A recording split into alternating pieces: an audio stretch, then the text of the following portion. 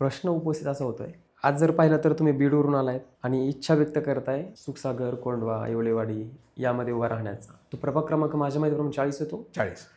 या ठिकाणी एखादा तिसरा व्यक्ती येऊन उभा राहतो, याकडे तुम्ही कसं पाहता?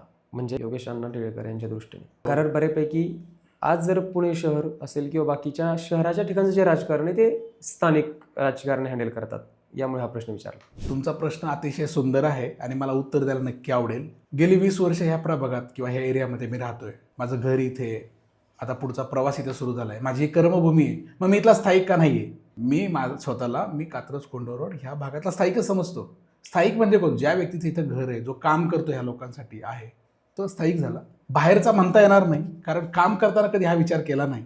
मला असं वाटतं की इलेक्टिव्ह मेजर म्हणतो आपण, बाबा निवडून येण्याची क्षमता, तुमचा जनसंपर्क किती आहे, तुम्ही समाजासाठी काय केलं आहे, तुम्ही काय काम करत आहात, ह्या सगळ्या गोष्टीचा विचार कुठंतरी होणार 100% असं मला वाटतं. आणि याच्याच जोरावर मला असं वाटतं की हे राजकारण माझ्यासाठी सोपं आहे.